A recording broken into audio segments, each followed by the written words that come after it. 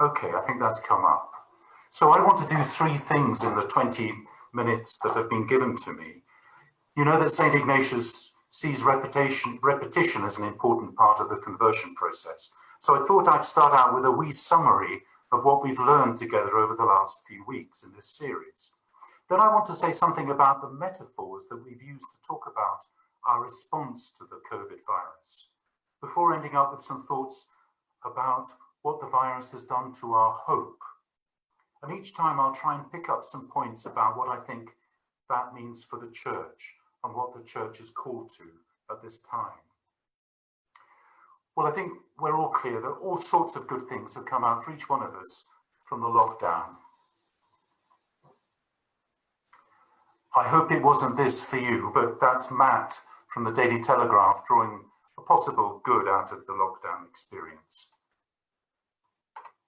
More seriously though, I'm sure you all know the story of the conversion of St. Ignatius, the 5th centenary of which is next year.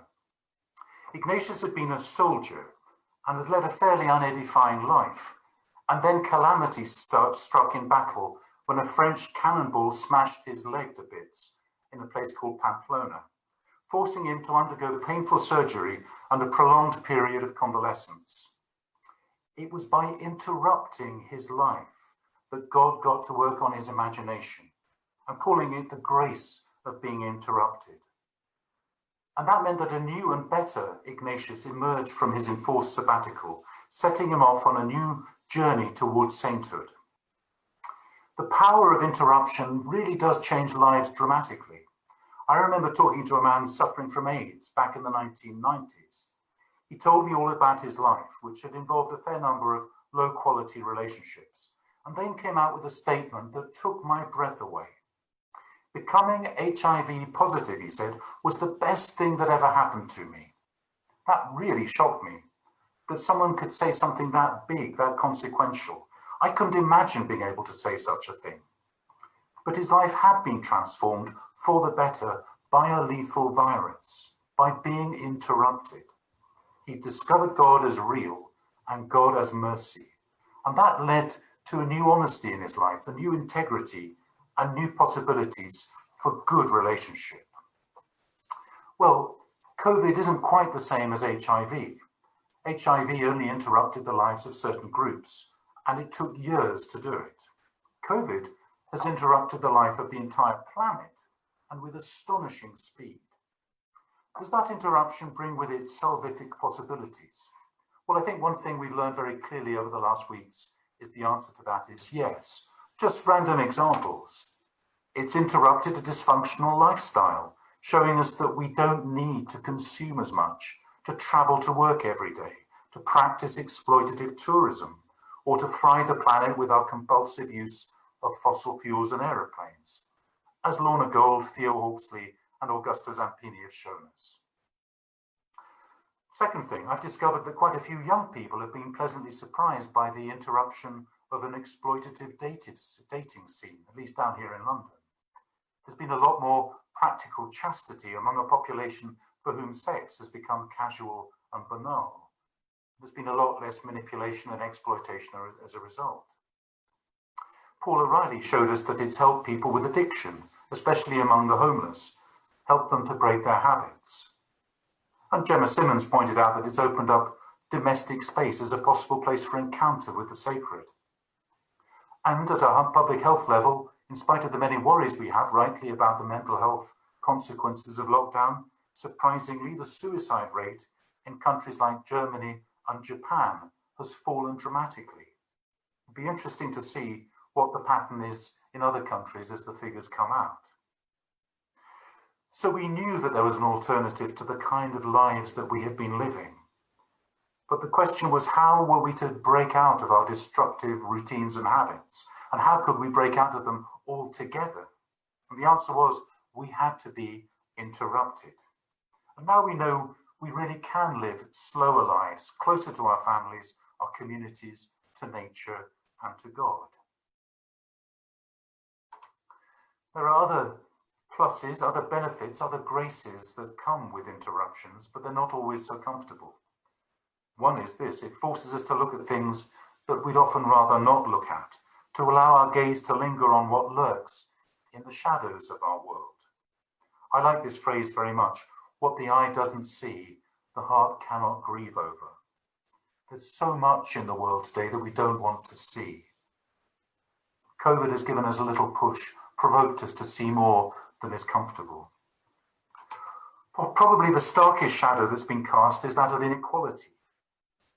In lockdown, it makes quite a difference if you've a large house and a garden, if you have decent food and a pharmacy close by, if you're part of a strong community where people take care of each other. How on earth do you homeschool your child if they can't access a computer or decent Wi-Fi? Or what if you can't read or speak English? How surprising it was that in the middle of a pandemic, attention suddenly turned to slavery and its legacy in Britain and America, an issue which most of us surely probably assumed had been dealt with long ago. Race became an issue with the death of George Floyd and the realization that ethnic minorities were more vulnerable to COVID-19 than the white population. But there's a third factor too. The advance over the last decade of the far right has had a toxic effect on many minority groups. Whatever you think about the politics of statues, the eruption of protest over the last few weeks has been an expression of something that we just can't ignore any longer. An awful lot of people are hurting because of the message they have been given about not belonging. Another notable shadow has been the plight of our elderly population, especially those in care homes. Our treatment of the elderly is a long-standing scandal. We all know that caring for grandparents with dementia takes a huge amount of time and energy, and in a frenetic, hyperactive society like ours, it's a burden too far for many working people. So we consign our loved ones to care homes. COVID brought them back to a kind of visibility because the death rate in care homes has been sky high. But who's going to keep them in the limelight? And how are we to make sure that they get the proper care that they deserve? And then there are other dark corners which we're even less keen to look into. Sarah Tether talked about destitute asylum seekers. Well, I'd like to hear more too about how poor migrant workers have fared over the last few months. People who live in the outskirts of our cities in crowded accommodation and are paid a mere pittance. I'd like to know more about the plight of trafficked people during this period. The outbreaks of COVID infections in meat factories and abattoirs ought to draw our attention to places we really don't want to think about, where poor labourers undertake work which would make our stomachs churn, and in conditions that match a mechanised hell. All these groups have been almost totally absent from media coverage, and that's hardly surprising. So where does all that leave the church? I'd say three really important new opportunities.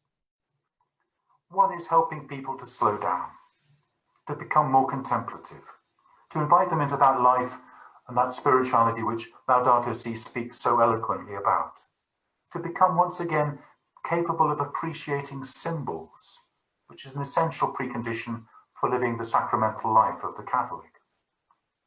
Secondly, welcoming people into a life that's more local, more connected to our families and our communities, maybe even our parishes, and more rooted in this local area, but still connected to far off places in the country and indeed the world. Those two seem to go together in our lockdown, and how lovely it is that I don't have to get on a train to come all the way up to Edinburgh to speak to you. We're more connected even as we're more local, and I think that's a winning combination. It could be really powerful renewal for our parishes too. And then third, I think it means venturing out into some of those dark corners of society that have had a light shine upon them. That will be challenging for us. It will require courage and, more importantly, communities of discernment who hear God's call to go out to take a risk. I think that's a broad summary of the wonderful things that we've learned over the last few months. I hope you'll see that I've tried to pick up on most of the speakers there. I want now just to talk about something that hasn't been spoken about so much. I'm calling them the two metaphors of safety. I want to try and persuade you that a face mask is never just a mask, because that's our first metaphor, the wearing of masks. It's been fascinating to watch the progress, or rather the lack of progress, of the mask in Britain. You may think I'm talking too much about England. Perhaps you're all mask wearers in Scotland. You will correct me after my talk. Masks were adopted unproblematically in the countries of East Asia, China, South Korea, Japan, where they seem to have been part of a dazzlingly successful strategy for defeating the virus.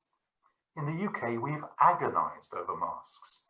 We didn't want to wear them. At the beginning, we couldn't find any anyway. And then the scientists created a fantastic mystique about how complicated they were to put on. And they even talked about the risks of them giving a false sense of security. All very strange. Yet now we're all told to wear them in certain places, which in my little experience, we generally don't. Perhaps it's my interest in Islam that makes me see certain connections to other neurologic examples of facial covering, the niqab and the burqa.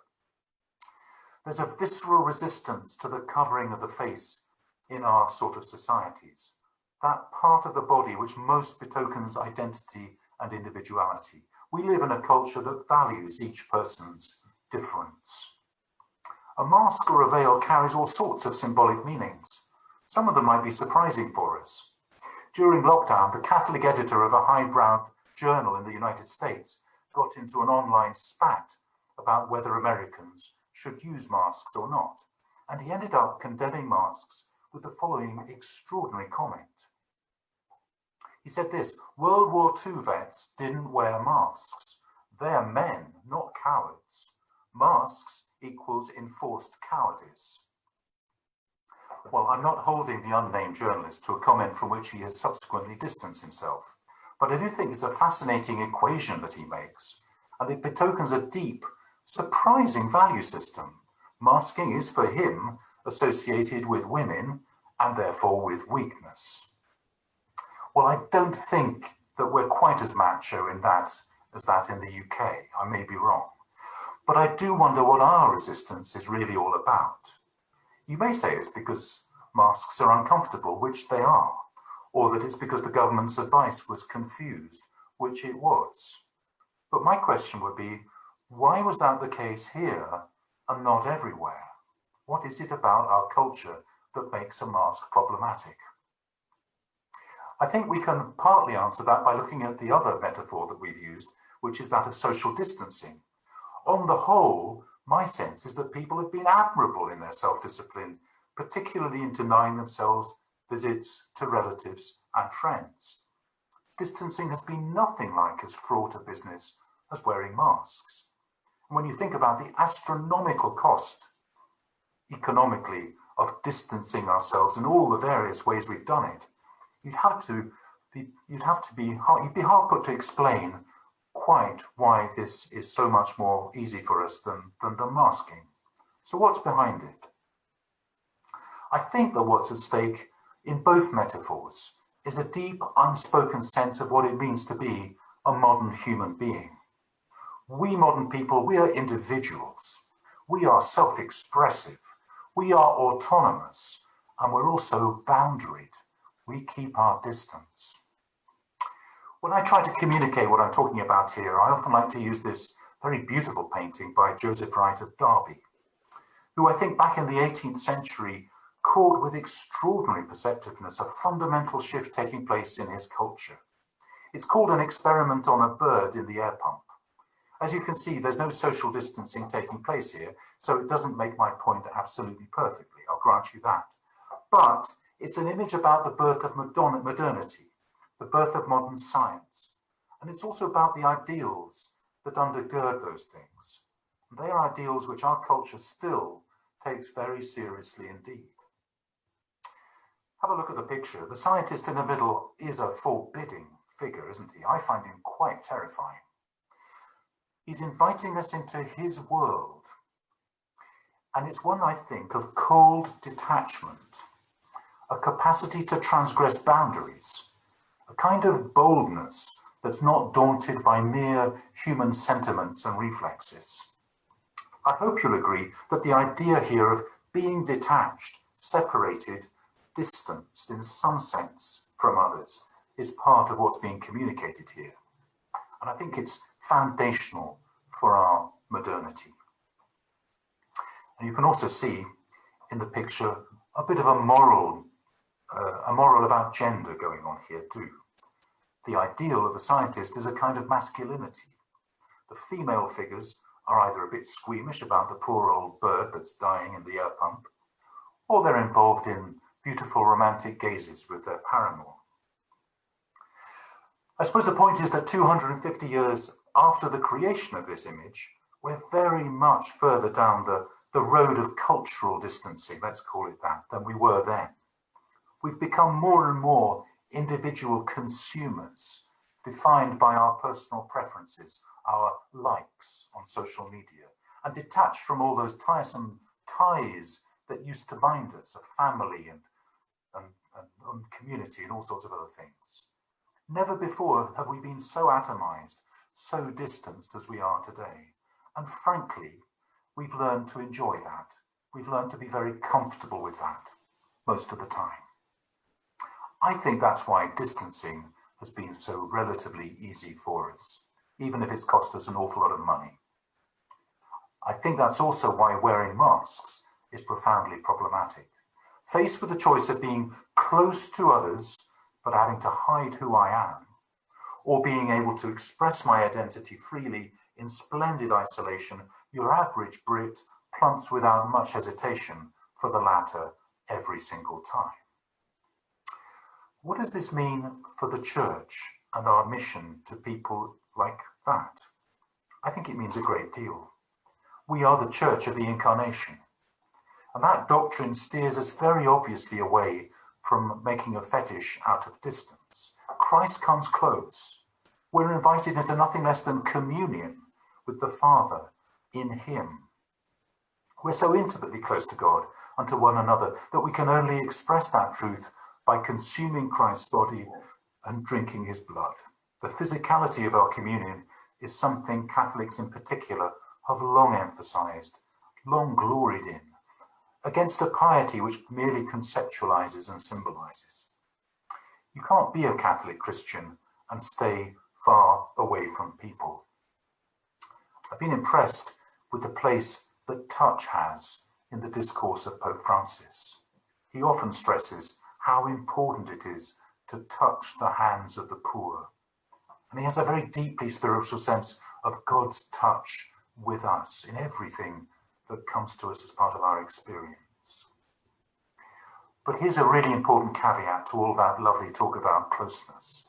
It's not as though the gospel is just a wonderful proclamation of our closeness to God and to one another. The incarnation required an awful lot of preparation and even more efforts at understanding. Living close to others is hard. Community life is demanding. The gospel shows us what it takes to be individuals who move out of their isolation and want to become close. And it's the journey of a life, and it requires discipline and new habits and desires. We all know that entering lockdown was the easy bit. Coming out of it again is the trick. To my mind, Theo Hawksley nailed it when she pointed out the fact that everything is interconnected is not an uncomplicatedly good thing. In fact, it's incredibly hard to handle. Maybe that's why modern people like the relative simplicity of keeping their distance. It's a lot more comfortable. Catholics have a way of understanding how to build communion, and it's all centered on Jesus, the path of mercy, the mystery of the incarnation. Maybe those are the things that really count now in the way that we talk about the gospel as people come out of its experience of lockdown into God only knows what. My last point is about hope. And I want to talk about what I'm calling the collapse of the sources of modern hope. I want to ask the question of what it means to hope, People need some kind of hope to propel them forwards in their lives. You can't live a life without any hope at all. But where you place your hope is really decisive. I think there have been three main sources of hope which have guided human societies since the Enlightenment, that period that we call modern. And all have acquired in our culture a semi-mythological status. There's first of all the idea of progress, that things just keep getting better. There's the idea that science will always save us. And there's the idea that personal freedom is the ultimate value.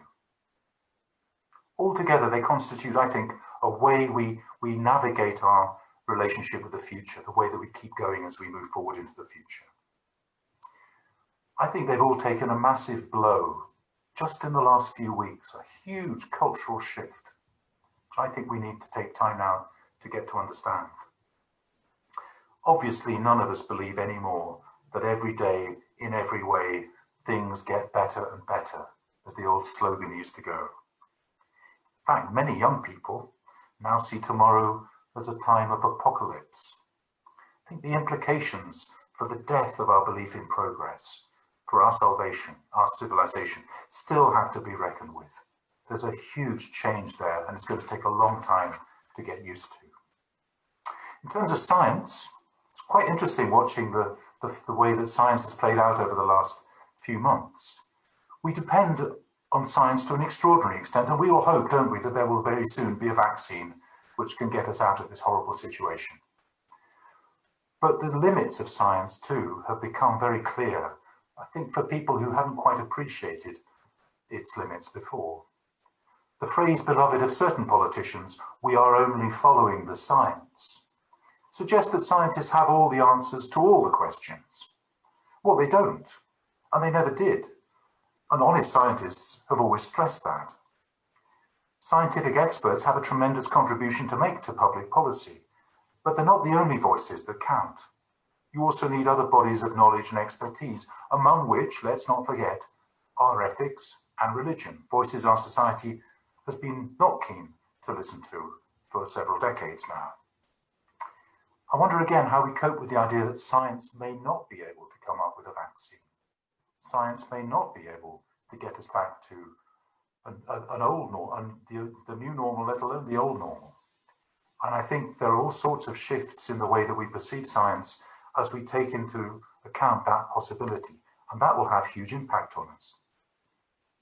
And then freedom, that's been an interesting one too. Freedom, that value for which millions died in the last century. It would feel almost blasphemous for me to say that it's not quite as important as we thought it was. Yet safety and security, self-restraint and self-sacrifice have also turned out to be of huge value to us as well. When we see behaviour that just vaunts personal liberty but is oblivious to care for the other, that offends us, quite frankly. The Church has long been saying that Western liberal societies like ours have an impoverished understanding of freedom, and I think that truth has never been clearer than it is now.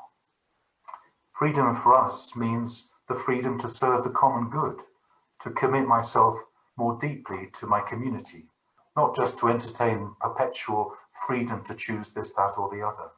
For us, freedom is usually about the freedom to commit. Let me make one additional cheeky point while I'm on this one, before I ask the question of where the Church is in all this.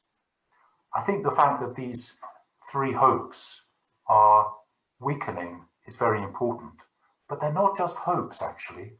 They're also explanations for the success of our Western way of living. Well, as they lose something of their credibility, I think it's quite interesting that we're also starting to think more deeply about the way that slavery has played a role in laying the foundations for our prosperity. I'll leave that provocative thought with you, but I think it's far from being a coincidence. So here's the problem. If those three pillars of modern hope are weakening for people, perhaps even crumbling, where are people going to turn? Because they've got to turn somewhere. It's a very practical question. We all need to hope in something. Some people are turning towards very dark hopes, so nationalism and racial theory and all sorts of unpleasant ideas. They give people hope. That's the danger. What sort of hope can there be when it's not all about tomorrow being better, healthier, freer, and more prosperous than today? Because that hope is no longer on offer. Back in 2007, Pope Benedict XVI wrote a whole encyclical letter called Spe Salvi, devoted to precisely that question. If you haven't read it, I recommend it as a text for our times. Let me just give you this quotation as a taster. Jesus was not Spartacus. He wasn't engaged in a fight for political liberation like Barabbas or Bar Kokhba. Jesus, who himself died on the cross, brought something totally different, an encounter with the Lord of all lords, an encounter with the living God, and thus an encounter with a hope stronger than the sufferings of slavery, a hope which therefore transformed life and the world from within. That's a wonderful sentence, packed with Pope Benedict's dense thought, well worth taking to a little bit of meditation and prayer. But this, I think, is the hope of the Church, and it's the hope that we have to offer people, and I think we need to make sure that we offer it really, really clearly today. The encounter with personal God comes first. That personal relationship with Jesus Christ that Pope Francis always talks about. And that leads to a transformation of life and the world from within. It's not just about hoping for life after death, right? It's about a hope that somehow changes my life and the world from within. But the fruit of this encounter is entry into the life of Jesus Christ, which, as we know, is a life lived for and with others, as well as being a life anticipated in the here and now, in the life that we share in the Church. That's what hope is. It's an anticipation of the completeness that we'll only know in its fullness eschatologically. But the point is, it changes the world here and now. Very powerful hope, this Christian hope. I think that leads the Church with three tasks. We need to facilitate that personal encounter with God. We need to help other people to get to know Jesus in a very personal and intimate way. In other words, we need to impart a strong personal spirituality, the foundation of which is the experience of mercy. Second, we imbibe the life of Christ, a life lived with and for others. Now, that is a contemplative task too. If you've ever done any Ignatian exercises, gazing at Jesus, imagining the gospel scene, entering into it, and letting him change us by what we see, that's a very, very powerful experience for us to have. That's transformative. But hang on, it's not just me and Jesus. It's also always about a real community expression. It's got to be about insertion into a community, the life of a people. It's always striking to me that those who've had a deep personal encounter with God's mercy always move much more freely into life of community than those who yet haven't. And then finally, knowing what God has in mind for us, the communion of his love, we anticipate that practically in the here and now. We find ways to ask God to help us to make that eschatological reality present here and now. And sometimes we can do that in symbolic gesture, and sometimes we do it in costly action. And I think that's what Pope Francis has been up to. If I can take up now on what Austin Ivory shared with us a few weeks ago. Pope Francis recently used his role as a master of the symbolic gesture in that remarkable Urbi et Orbi blessing, which captured the essence of what Pope Benedict speaks of, the personal closeness of a God to his beloved people in the midst of their affliction. And I love the fact that here, God turned up even when the people can't leave their homes.